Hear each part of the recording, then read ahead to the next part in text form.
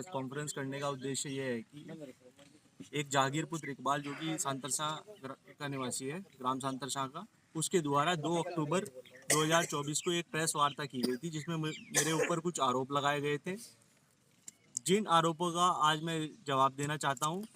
और जो उन्होंने मेरे खिलाफ मुकदमा कराया था के जो तथ्य आपके समक्ष रखना चाहता हूं और अपनी बात जो है लोकतंत्र के चौथे स्तंभ मीडिया के माध्यम से लोगों तक अपनी बात पहुंचाना चाहता हूं जो इसकी सच्चाई है पूरे प्रकरण की। तो सबसे पहले मैं आपको ये बताना चाहता हूं कि जो जहांगीर पुत्र इकबाल है, इसका एक संगठित गैंग है और जिसमें 6 सदस्य हैं और इन 6 सदस्यों के द्वारा भोले भाले लोगों को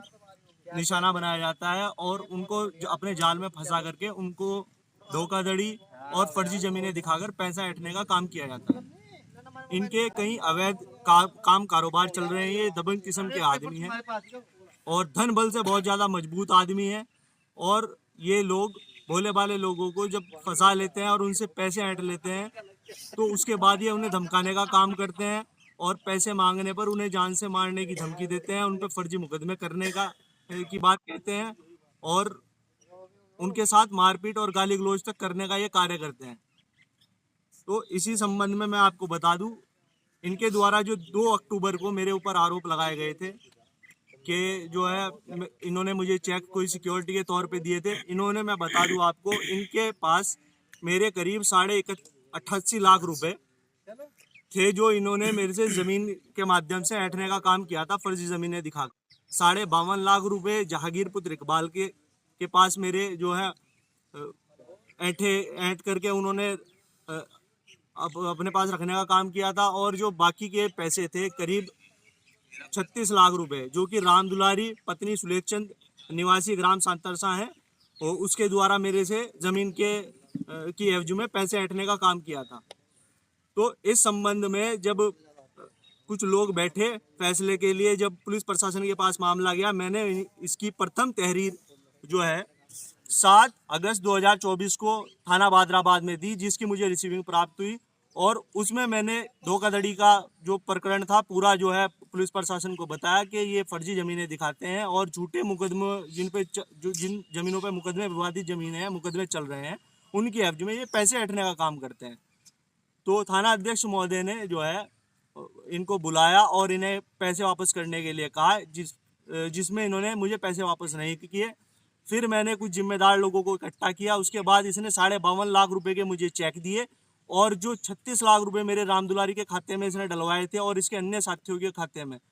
और जो इन्होंने कैश जो रकम ली थी वो इन्होंने वापस देने का मुझसे वादा किया और कहा कि मैं ये सब पैसे आपको दे दूंगा, 88.5 लाख रुपए इसी महीने के अंदर अंदर मैं आपको 30 अगस्त तक मैं आपको दे दूंगा। पर इनके द्वारा मुझे पैसे नहीं दिए गए, मेरे बार बार कहने पर भी इन्होंने कोई पैसे नहीं दिए। फिर जब मैं इनसे पैसे मांगने 20 सितंबर 2024 को गया तो इन्होंने मेरे साथ गाली गलौज की और मारपीट की और जान से मारने की धमकी दी, जिसकी मैंने तहरीर जो है फिर से थाना बादराबाद में दी और जिसकी मुझे रिसीविंग प्राप्त हुई। उसके बाद इन्होंने मौका पा करके 28 सितंबर 2024 को मेरे व मेरे अन्य साथी के ऊपर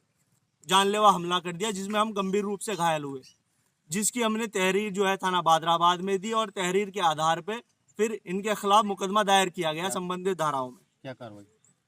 इसमें अभी तक कोई कार्रवाई नहीं हुई है, लेकिन हमें जो है शासन प्रशासन के द्वारा पूरा आश्वासन दिया गया है कि निष्पक्ष जांच कर करके और संबंधित धाराओं में बखूबी न्यायपूर्ण कार्रवाई की जाएगी। इनके द्वारा ये आरोप लगाना हमारे ऊपर कि भाई ये पढ़े लिखे लोग हैं, मुझे फंसाने का काम कर रहे हैं, मैं पीड़ित हूँ, ये कथित तौर पे है, ये जो है पब्लिक की सहानुभूति लेना चाहते हैं, जनता की सहानुभूति लेना चाहते हैं। एक पढ़ा लिखा होना, एक लॉयर होने का मतलब ये नहीं होता है कि वो जो है कानून का दुरुपयोग करेगा। हम तो कानून का पालन करने वाले लोग हैं। हम जैसे लॉयर, एडवोकेट लोग जो है लोगों को न्याय दिलाने का काम करते हैं और अगर हम खुद ही न्याय व्यवस्था में से न्याय नहीं ले सकते और लोकतंत्र में न्याय नहीं ले सकते तो फिर दूसरों को कैसे न्याय दिलाएंगे। हम तो कानून के मानने वाले लोग हैं। जो आदमी कभी भी कानून को जानता है वो हमेशा कोशिश ये करता है कि कानून के दायरे में रह करके काम किया जाए। जब इन्होंने हमारे ऊपर एक मुकदमा 26/9/2024 को फर्जी एक मुकदमा किया, और उसका मेरे पास पूरा फुटेज और पूरा एक जो कानूनी प्रक्रिया है मेरे द्वारा फॉलो की गई। मेरे द्वारा जो 112 को सूचित किया गया तत्काल 6 बजे, जिस समय का घटनाक्रम दिखाया गया, मेरे द्वारा जो है चौकी इंचार्ज जो हमारे ये सांतरसा चौकी के, उनको जानकारी दी गई कि साहब ऐसे ऐसे जो है वो जमीन पे कब्जा करने का कार्य कर रहा है। तो मेरे द्वारा सभी जो है मापदंड फॉलो किए गए जो एक कानूनी जानकार को करने चाहिए, और उनके द्वारा ये कहना प्रेस वार्ता में 2 अक्टूबर 2024 को कि फैसल पुत्र इरशाद जो है ये कहता है कि मैं धन बल से भी मजबूत हूँ, तुझे बर्बाद कर दूंगा, ये बनाई हुई मनगढ़ंत फर्जी कहानी है लोगों की सहानुभूति बटोरने के लिए। जबकि इस माफिया के कम से कम 7-8 अवैध कारोबार चलते हैं जिनसे अवैध उगाही करने का काम ये करता है, और अवैध उगाही करने के साथ साथ ये अवैध कॉलोनी काटने का काम करता है, जिससे पैसे से भी ये सक्षम है और ये पावरफुल भी है। इसका ये कहना कि जो मैं पीड़ित खुद मैं ये कहता हूँ कि मेरे जो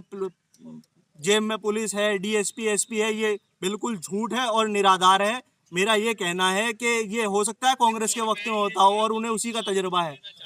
आज बीजेपी की सरकार में शासन प्रशासन के पूरे हाथ खुले हुए हैं, कानून के तरीके से काम होता है। मुझे यहाँ के हमारे प्रदेश के कप्तान, उन पे पूरा भरोसा है, हमें जो है अपने जिले के कप्तान साहब उन पे पूरा भरोसा है, हमें जो है भादराबाद के एसओ साहब उन पे पूरा भरोसा है, और हमारे जो चौकी इंचार्ज साहब हैं उनके ऊपर पूरा भरोसा है। मेरा पूरा भरोसा लोकतंत्र व्यवस्था पर है यहाँ की, और मेरा पूरा जो है भरोसा वो पुलिस प्रशासन प्रशासन पे।